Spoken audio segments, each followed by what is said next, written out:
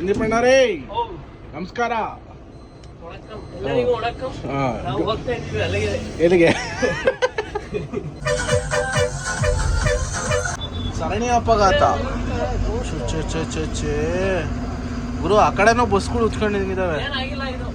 Time ಕರೆಕ್ಟಾಗಿ 1 ಗಂಟೆ ಕರೆಕ್ಟಾಗಿ ಕರ್ನಾಟಕ ಬಾರ್ಡ್ರ್ ಪಾಸ್ ಮಾಡಿ ತಮಿಳ್ನಾಡು ಎಂಟ್ರಿ ಆಗ್ತಾ ಇದೀವಿ.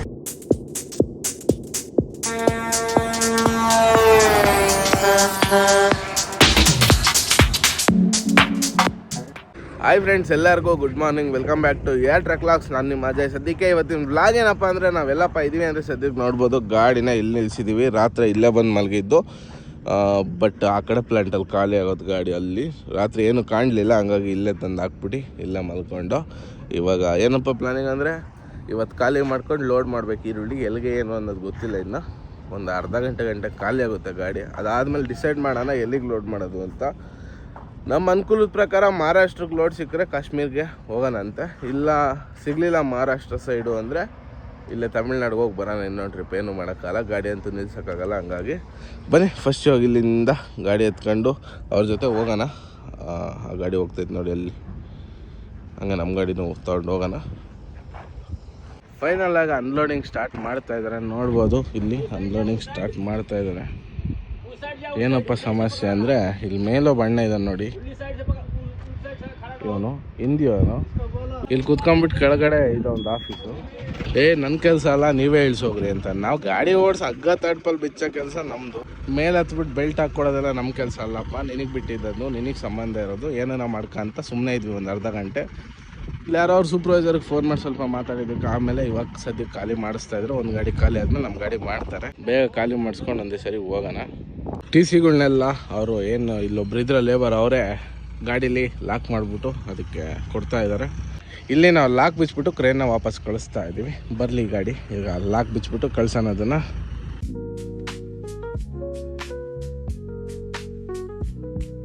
ನೋಡಿ, ಇದು ನಮ್ಮ ಕೆಲಸ, ಇವತ್ತಿನ ಕೆಲಸ ಇದು. ಏನು ಮಾಡೋಕ್ಕಾಗಲ್ಲ, ಇಲ್ಲಿ ಯಾರೂ ಇಲ್ಲ ಕೆಲಸ ಮಾಡೋರು. ಹಂಗಾಗಿ ನಾವೇ ಅವ್ರಿಗೆ ಹೆಲ್ಪ್ ಮಾಡಿ ಅನ್ಲೋಡ್ ಮಾಡಿಸ್ಕೊತಾ ಇದ್ದೀವಿ. ಬೇಗ ಒಂದು ಗಾಡಿ ಖಾಲಿ ಆಯಿತು, ಇವಾಗ ನಮ್ಮ ಗಾಡಿ ಹಾಕ್ಬೇಕು. ಬೇಗ ಹಾಕೋಣ ಗಾಡಿನ.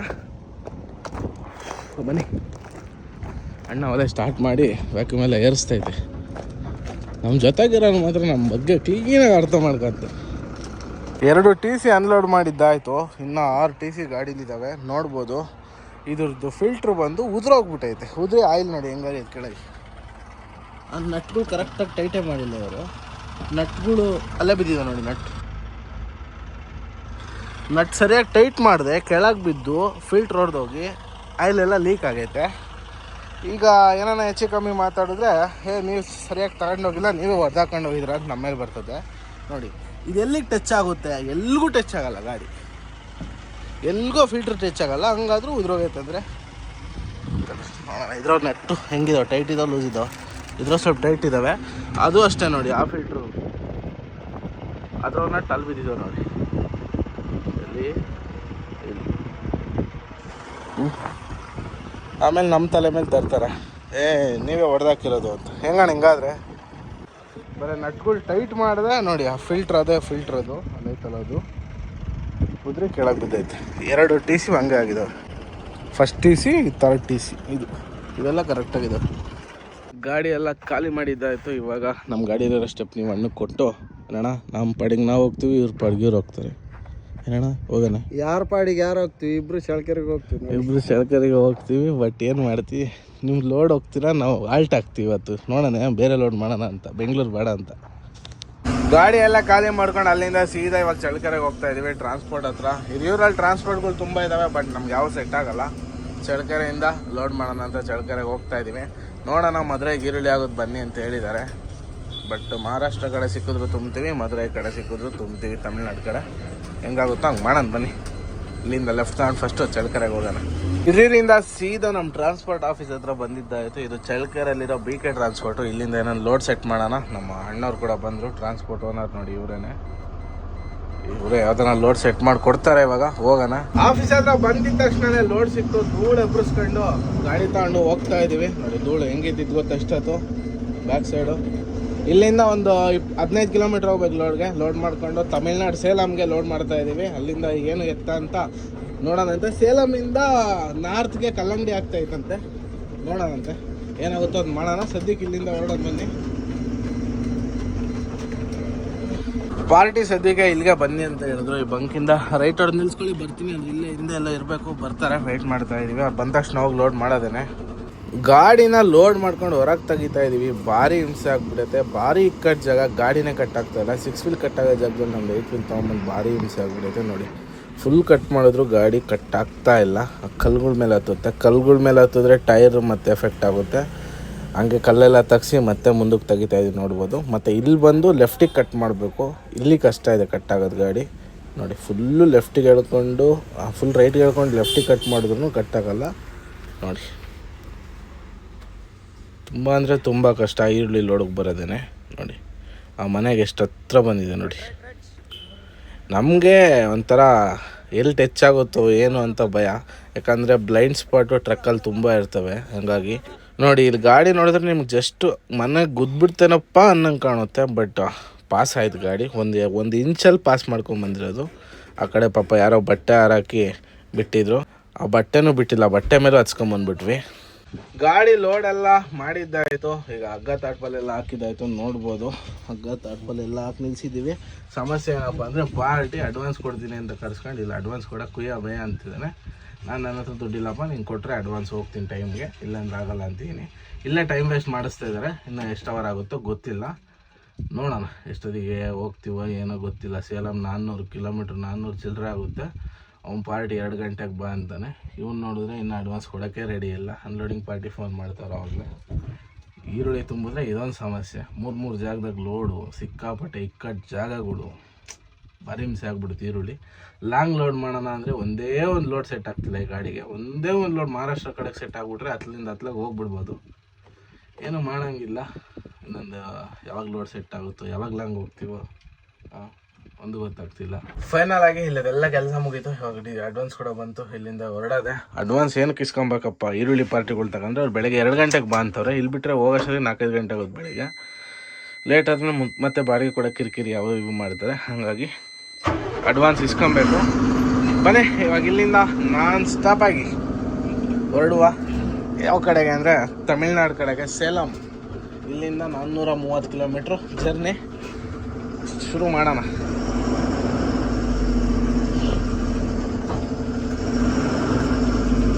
ಇಲ್ಲಿಂದ ಮುಂದೆ ಹೋಗಿ ರೈಡ್ ತಗೊಂಡು ಹೋದರೆ ಸೀದಾ ಹೈವೇಗೆ ಹೋಗ್ತೀವಿ. ಹಳ್ಳಿ ಲೋಡ್ ಆಗಿರೋದು ಟನ್ನೇಜೇ ಇಲ್ಲ, ಬರೀ 12-13 ಟನ್ ಇರ್ಬೋದು ಅಷ್ಟೇ ಇವತ್ತು. ಹಂಗೆ ಅಲ್ಲಿಂದ ಸ್ವಲ್ಪ ದೂರ ಮುಂದೆ ಬಂದು ನೇರ ಬಂಕ್ ಸಿಕ್ತು. ಇಲ್ಲೊಂದು 15,000 ದೂರಕ್ಕೆ ಡೀಸೆಲ್ ಹಾಕ್ಸಿದ್ವಿ. ಇಲ್ಲಿಂದ ಹೊರಡೋಣ ಬನ್ನಿ. ಕರೆಕ್ಟಾಗಿ ಇವಾಗ ಬಂದು ಚಳ್ಳಕೆರೆ ಬೈಪಾಸ್ ಹತ್ತಿದ್ದೀನಿ. ಟೈಮ್ ಬಂದು 6 ಗಂಟೆ. ಇವಾಗ ಇಲ್ಲಿ ಬಿಟ್ರೆ ನಾನ್ ಸ್ಟಾಪ್ ಹೊಡಿಬೇಕು. ಬೆಳಗಿನ ಜಾವ 3 ಗಂಟೆಗೆ ಸೇಲಂ ರೀಚ್ ಆಗಬೇಕು. ಅಂದರೆ ನಮಗೆ ಇರುವ ಟೈಮ್ ಬಂದು ಕರೆಕ್ಟು 9 ಗಂಟೆ. 400 ಕಿಲೋಮೀಟ್ರ್ ಕವರ್ ಮಾಡಬೇಕು. ಆರಾಮಾಗಿ ಹೋಗ್ಬೋದು 9 ಗಂಟೆ 400 ಕಿಲೋಮೀಟ್ರು. ಬಟ್ ಟ್ರಾಫಿಕ್ ಇರೋ ಕಾರಣದಿಂದ ಸ್ವಲ್ಪ ಡಿಲೇ ಆಗ್ಬೋದೇನೋ ಗೊತ್ತಿಲ್ಲ. ಚಳ್ಳಕೆರೆ ಬೈಪಾಸು ಇದೆಲ್ಲ ಚಳ್ಳಕೆರೆ ಸಿಟಿ. ನಾವು ಇವಾಗ ಚಳ್ಳಕೆರೆ ಬೈಪಾಸ್ ಹತ್ತಿದ್ದೀವಿ. ಇವಾಗ ಇಲ್ಲಿ ಬಿಟ್ರೆ ನಾನ್ ಸ್ಟಾಪಾಗಿ ಹೊಡಿತೀವಿ. ಸೀದಾ ಡಾವಸ್ಪೇಟೆ ಜೈನ್ದಲ್ಲಿ ಊಟ ಮಾಡ್ಕೊಂಡ್ಬಿಟ್ರೆ ನಾನ್ ಸ್ಟಾಪ್ ಹೊಡಿತಾ ಇರೋದೆ. ಟನ್ನೇಜ್ ಬೇರೆ ಇಲ್ಲ, ಬರೀ ಒಂದು 13-14 ಟನ್ ಒಳಗೆ ಇರೋದು ಮಾಲು. ಹಾಗಾಗಿ ಪಾಸಿಂಗ್ ಲೋಡ್ಗಿನ ಫುಲ್ ಕಮ್ಮಿನೇ ಇದೆ. ಹಾಗಾಗಿ ನಾನ್ ಸ್ಟಾಪ್ ಹೊಡೆದ್ಬಿಡೋಣ. ಅಲ್ಲಿಂದ ಸ್ವಲ್ಪ ದೂರ ಶಿರಾಗ್ ಬಂದ್ವಿ. ಇಲ್ಲಿ ನೋಡ್ಬೋದು ಯಾರು ಬಂದ್ರು ಅಂತ. ಸಂದೀಪ್ ಅಣ್ಣರೇ ನಮಸ್ಕಾರ. ಎಲ್ಲಿಗೆ ಎಲ್ಲಿಗೆ? ಸೇಲಂ ರಾಕೆಟ್ ಇವಾಗ ಲಾಂಚ್ ಆಗ್ತಾ ಇದೆ. ಇಲ್ಲಿಂದ ಮತ್ತೆ ಬನ್ನಿ ಹೋಗುವ. Night full non stop journey ಇವತ್ತು ನಮ್ಮ ಸಂದೀಪ್ ಅಣ್ಣನ ಜೊತೆ. ತುಂಬ ದಿನಗಳಾಗೋಯ್ತು ಸಂದೀಪನ್ ಕರ್ಕೊಂಡು ಹೋಗಿ ಜೊತೆಗೆ. ಎಷ್ಟು ವರ್ಷ ಆಗಿತ್ತಪ್ಪ ಸಂದೀಪ? ಹಾಂ ಹ್ಞೂ ಸಾಕು ಅದಾಗ ವರ್ಷ.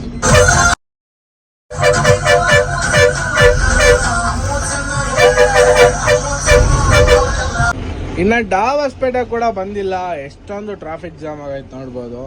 ಹೆಚ್ಚಿಗೆ ಕಡಿಮೆ ಒಂದು 1/4 ಗಂಟೆಯಿಂದ ಈ ಜಾಮಲ್ಲಿ ತಗ್ಲಾಕೊಂಡಿದ್ದೀವಿ. ಡಾವಸ್ಪೇಟೆ ಇನ್ನೂ ರೀಚ್ ಆಗಿಲ್ಲ. ಇನ್ನು ನೈಸ್ ರೋಡ್ ಅಷ್ಟೊತ್ತಿಗೆ ನಮಗೆ ಸಾಕಾಗೋಗುತ್ತೆ, ಅದಂತೂ ಗ್ಯಾರಂಟಿ. ನೋಡೋಣ ಬನ್ನಿ, ಹೋಗ್ತಾ ತೋರಿಸ್ತೀನಿ ಇನ್ನು ಮುಂದೆ ಎಷ್ಟು ಜಾಮ್ ಇದೆ ಏನು ಅಂತ. ಜಾಮ್ ಆಗೋದಕ್ಕೆ ಕಾರಣ ಕಾರ್ ಅವ್ರದ್ದು ಹೈವೇಲ್ ಹೋಗೋ ಗಾಡಿಗೆ ಏನ್ ಮಾಡಿದಾರೆ ಅಣ್ಣ, ಈ ಗಾಡಿ ಹೋಗ್ತಾ ಐತೆ ಅಂದ್ರೆ ಫುಟ್ಪಾತ್ ಹೋಗ್ಬಿಟ್ಟು ರೈಟಿಗೆ ಹಿಂಗ್ ಎಳೆದ್ಬಿಡ್ತಾರೆ, ಹೋಗಲ್ಲ ನೋಡ ಗಾಡಿಗೆ. ನೋಡ ಲೆಫ್ಟ್ ಗಾಡಿ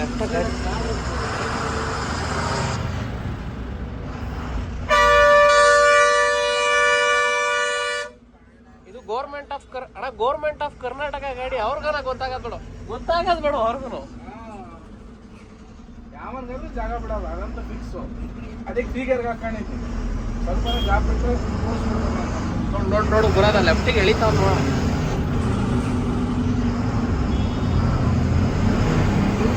ಇಂಥರಿಂದಾನೆ ತುಮಕೂರಿಗೆ ಮಳೆ ಬರೋದು, ಹಂಗೆ ವಾಪಸ್ ಹೋಗ್ತಾ ಇರೋದು. ನೋಡಿ, ಇದೊಂದು ಗಾಡಿ ಕೆಟ್ಟೋಗಿರೋದಕ್ಕೆ ಇಷ್ಟೆಲ್ಲ ಜಾಮ್ ಆಗಿರೋದು. ಏನಾಗತ್ತೋ ಗೊತ್ತಿಲ್ಲ ಪಾಪ. ಅಲ್ಲಿಂದ ಸೀದಾ ನಾನ್ ಸ್ಟಾಪ್ ಆಗಿ ಡಾಬಾಸ್ಪೇಟೆ ಜೈನ್ ಹತ್ರ ಬಂದು ಗಾಡಿನ ಸೈಡ್ಗೆ ಹಾಕಿದ್ದೀವಿ. ಇಲ್ಲಿ ನೋಡ್ಬೋದು, ರೋಡ್ ಬಿಟ್ಟು ಹೊರಗೆ ಹಾಕಿದ್ದೀವಿ. ಇಲ್ಲೇ ಡಾಬಾಸ್ಪೇಟೆ ಜೈನ್ದು ಹುಡುಗರೆಲ್ಲ ಹೇಳಿದ್ರು ಹೋಗಿ ಊಟ ಮಾಡ್ಕೊಂಡು ಬರೋಣ ಬನ್ನಿ. ಒಳ್ಳೆ ಊಟ ಮಾಡ್ಕೊಂಡು ಇಲ್ಲಿ ಬಿಟ್ರೆ ನಾನ್ ಸ್ಟಾಪ್ ಸೇಲಮ್ಗೆ ಹೊಡಿಯೋಣ ನೈಟೇ. ನಮ್ಮ ಸ್ನೇಹಿತರದೊಂದು ಗಾಡಿ ಟೋಲಲ್ಲಿ ಸ್ವಲ್ಪ ಟಚ್ ಆಗಿಬಿಟ್ಟಿತ್ತು, ಅವ್ರದ್ದು ಮಾತಾಡೋಣ ಅಂತ ಬಂದಿದ್ವಿ. ಇಷ್ಟು ಟಚ್ ಆಗೈತೆ ನೋಡಿ, ಇವ್ರು ನೋಡಿ ಎಷ್ಟು ಟಚ್ ಆಗೈತೆ ಗಾಡಿ. ಟ್ರ್ಯಾಕಲ್ಲಿ ಇದ್ದಿದ್ದು. ಎಲ್ಲಿಗಣ ಹೊಟ್ರಾ? ಹಾಂ, ನೀವು ಹೋಗ್ಬೋದು. ನಿಮ್ಮ ನಂಬರ್ ಕೊಟ್ಟೋಗ್ರಿ. ಹಾಂ, ನಿನ್ನ ನಂಬರ್ ಕೊಟ್ಟೋಗೋಣ. ನಿನ್ನ ನಂಬರ್ ಕೊಟ್ಟೋಗು. ಹಾಂ, ನಿನ್ನೊಂದು RC ಕಾರ್ಡು, ಗಾಡಿದು ಒಂದು, ನಿನ್ನ ಡ್ರೈವಿಂಗ್ ಲೈಸೆನ್ಸು ಕೊಟ್ಟೋಗು, ಬೇಕಾಗುತ್ತೆ ಕಂಪ್ಲೇಂಟ್ ಮಾಡಿದಾಗ. ಗೊತ್ತಿಲ್ಲ ಅಲ್ಲಿಗೆ, ನಂದೆಲ್ಲ ನನ್ನ ಗಾಡಿ. ನೀನು ಎಲ್ಲಿ ಕಂಪ್ಲೇಂಟ್ ಕೊಡ್ತೀವಿ? ಹೋಗಿ, ಖಂಡಿತವಾಗ್ಲೂ ಕೊಡ್ಬೋದು. ಖಂಡಿತವಾಗ್ಲೂ ಹೋಗಿ ಬರೋಣ, ಒಳ್ಳೇದಾಗಲಿ. ಅವ್ರಿಗೆ ಹೇಳ್ಬೇಕು ನೀನು ಸ್ಟೇಷನ್ನಾಗೆ, ನೆಲಮಂಗಲ ಟೋಲಾಗೆ ಟಚ್ ಆಗಿತ್ತು ಅಂತ ಹೇಳ್ಬೇಕು. ರೈಟ್ ಹೋಗ್ಬರ್ರಿ. ಅಡ್ಡ ಬಂದು ಉಜ್ಕೊಂಡ್ರದ್ ನೋಡ್ರಿ ಗಾಡಿ. ಆ ಗಾಡಿದ ಏನಪ್ಪ ಸಮಸ್ಯೆ ಅಂದ್ರೆ, ನಮ್ಮ ಲಾರಿಯವ್ರದ್ದೇನು ತಪ್ಪಿಲ್ಲ. ಟೋಲ್ ಬೂತ್ ಒಳಗೆ ಎಂಟ್ರಿ ಆಗ್ಬೇಕಾದ್ರೆ ಕಾರ್ ಅವ್ರಿಗೆ ಲೆಫ್ಟ್ ಲೈನು ಜಾಮ್ ಆಗೈತೆ ಅಂತ ಸಡನ್ ಆಗಿ ರೈಟ್ಗೆ ಹೇಳಿದಿರೋದು. ಗಾಡಿ ಬ್ರೇಕ್ ಹೊಡೆಯೋ ಅಷ್ಟೊತ್ತಿಗೆ ಬಂದು ಉಚ್ಕೊಂಡಿರೋದು. ಅವ್ರದ್ದು ಕಾರ್ ಅವ್ರದ್ದೇ ತಪ್ಪಿಟ್ಕೊಂಡು ಸರಿ ಸುಮಾರು ಒಂದು 2 ಅವರ್ ಆಯ್ತಲ್ಲ ಸಂದೀಪ, ಒಂದು 2 ಅವರಿಂದ ಪಾಪ ಲಾರಿ ಅವ್ರು ನಿಲ್ಲಿಸ್ಕೊಂಡು ಆಟ ಆಡಿಸ್ತಿದ್ರು. ಒಂದ್ಸಾರಿ ನಮ್ಮ ಗಾಡಿ ಟಚ್ ಆದಾಗ ಈ ಗಾಡಿ ಓನರ್ಗಳೆಲ್ಲ ನಮಗೆ ಇಳ್ಕಲ್ಲ ಎಲ್ಲಿ ಕುಷ್ಟಗಿ ಅವ್ರದ್ದು, ಬಟ್ ಇಳ್ಕಲ್ಲಾಗೆ ಗಲಾಟೆ ಆಗಿದಾಗ ಅವರೆಲ್ಲ ಒಂದು 20 ಜನ ಬಂದು ನಮ್ಗೆ ತುಂಬ ಹೆಲ್ಪ್ ಮಾಡಿದ್ರು ನಮ್ಮ ಗಾಡಿಗೆ. ಹಂಗಾಗಿ ನಾವು ನಮ್ಮ ಕರ್ತವ್ಯ ಅದು. ಸುಮಾರು 1.5 ವರ್ಷ 2 ವರ್ಷದ ಕೆಳಗೆ ನಮ್ಗೆ ಹೆಲ್ಪ್ ಮಾಡಿದ್ದವರು. ಇವಾಗ ನಾವು ಅವ್ರಿಗೆ ಸ್ವಲ್ಪ ಹೆಲ್ಪ್ ಮಾಡಿ ಬಂದಿದ್ವಿ ಅಷ್ಟೇ. ಬನ್ನಿ ಇಲ್ಲಿಂದ ಹೊರಡೋಣ. ನೆಲಮಂಗಲ ಹತ್ತತ್ರ ಬಂದ್ವಿ. ಹೆವಿ ಆಕ್ಸಿಡೆಂಟ್ ಆಗೈತೆ ಇಲ್ಲಿ ರೈಟ್ ಸೈಡಲ್ಲಿ. ರೋಡ್ ಫುಲ್ ಜಾಮ್ ಆಗೈತೆ. ಯಾವ್ಯಾವ ಗಾಡಿ ಗುರೋದು ಹಂಗೆ ತಿರ್ಗೈತೆ. ಭಾರತ್ ಬೆಂಜ್ ಕ್ಯಾಬಿನ್ ಉಷ್ಟಾಗೈತೆ ಅಂದರೆ ಲೆಕ್ಕ ಹಾಕಿ. Strongest cabin. ಬಸ್ಸು ಗ್ಲಾಸ್ ಹೊಡೆದೋಗೈತೆ. Bus tourist sleeper. ಹೌದೌದು. ಹಾಂ, ವಾರೇ ವಾ. ಕ್ಯಾಬಿನ್ ಫುಲ್ ಇಷ್ಟ ಆಗೈತೆ. ಕ್ಯಾಬಿನಲ್ಲಿ ಏನೂ ಇಲ್ಲ. ಜಸ್ಟ್ ಇವಾಗ ಆಗಿರೋದು ಗುರು ಇದು. ಸರಣಿ ಅಪಘಾತ. ಚೇ ಗುರು, ಆ ಕಡೆನೂ ಬಸ್ಗಳು ಉಚ್ಕೊಂಡಿದ್ದಾವೆ. ಇವ್ರು ಕಂಟ್ರೋಲ್ ಮಾಡೋರೆ. ಹಿಂದೆ ಏನಿಲ್ಲಲ್ಲ? ಇಲ್ಲೇನಾಗಿಲ್ಲ.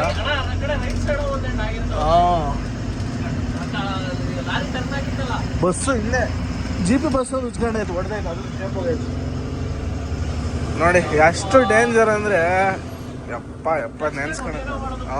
ಅದು ಸ್ಲೀಪರ್ ಬಸ್ ಅವ್ರಿಗೆ ಮಾತ್ರ ಯಾವತ್ತು ಕಚ್ಕೊಂಡು ಕಾರವರಾಗಲಿ ಲಾರಿಯವರಾಗಲಿ ಡ್ರೈವ್ ಮಾಡಬೇಡಿ. ಹೆವಿ ಡೇಂಜರಾಗಿ ಓಡಿಸ್ತಾರೆ ಅವರು. ಅದು ಸಮಸ್ಯೆನೇ.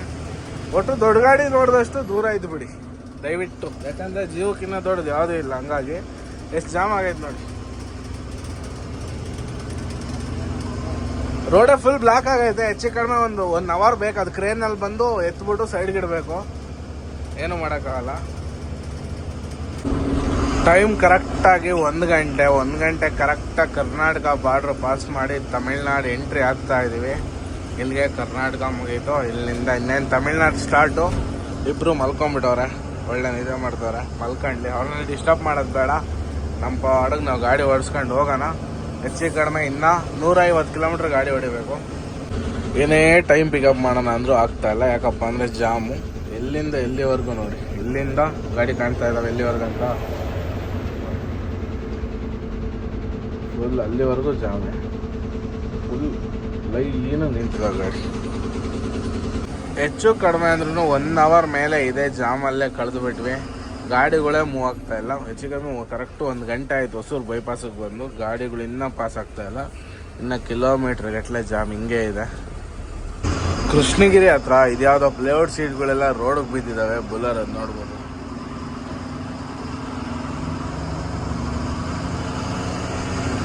ಒಂದಲ್ಲ ಒಂದು ಸಮಸ್ಯೆಗಳು. ಎಷ್ಟು ಟ್ರಾಫಿಕ್ ಐತೆ ಅಂದರೆ ಗಾಡಿ ಓಡ್ಸೋಕ್ಕೆ ಮನಸ್ಸು ಬರ್ತಾ ಇಲ್ಲ. ಹೆಚ್ಚು ಕಡಿಮೆ ನಾನು ತುಮಕೂರು ಪಾಸ್ ಮಾಡಿದ್ದು 1 ಗಂಟೆಗೇನೋ, 9 ಗಂಟೆಗೆ. ಈಗ 2:15 ಆದರೂ ಕೃಷ್ಣಗಿರಿ ಪಾಸ್ ಆಗಿಲ್ಲ. ಇನ್ನು ಕೃಷ್ಣಗಿರಿ ಇನ್ನೂ ಒಂದು 5 ಕಿಲೋಮೀಟ್ರ್ ಇರಬೇಕೇನೋ. ಎಷ್ಟು ಟ್ರಾಫಿಕ್ ಇದೆ ಅಂತ ನೀವೇ ಸ್ವಲ್ಪ ಥಿಂಕ್ ಮಾಡಿ. ಆ ರೇಂಜಿಗೆ ಟ್ರಾಫಿಕ್ ಇದೆ. ಹೋಗಂತೂ ಆಗಲ್ಲ ಹೇಳಿ ಟೈಮ್ಗೆ. ನೋಡೋಣ.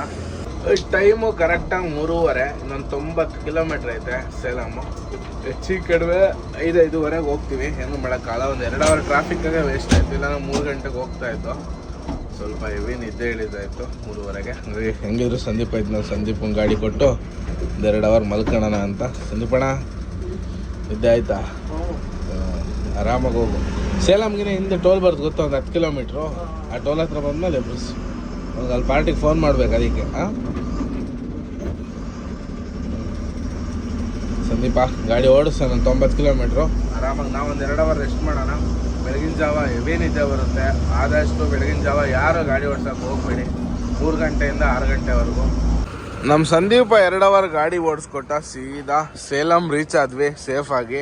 ಇಲ್ಲಿಂದ ಇನ್ನೊಂದು 10 ಕಿಲೋಮೀಟ್ರ್ ಐತೆ ಮಾರ್ಕೆಟ್ ಅಷ್ಟೇ. ಟೋಲ್ ಹತ್ರ ಹಾಕಿದ್ದೀವಿ. ಇವಾಗ ಇಲ್ಲಿಂದ ಗಾಡಿ ಓಡಿಸ್ಕೊಂಡು ಮಾರ್ಕೆಟ್ ರೀಚ್ ಆಗೋಣ ಬನ್ನಿ ಫಸ್ಟು. ಓನಾ ಸಂದೀಪ, ರೈಟ್ ಓಡಿಸಿ. ನಾವು ಅನ್ಲೋಡಿಂಗ್ ಪಾಯಿಂಟಿಗೆ ಬಂದು ಹಗ್ಗ ಎಲ್ಲ ಬಿಸ್ತಾ ಇದ್ದೀವಿ. ಲೇಟ್ ಆಗೋಯ್ತು ಬರೋದು. 5:15 ಟೈಮು.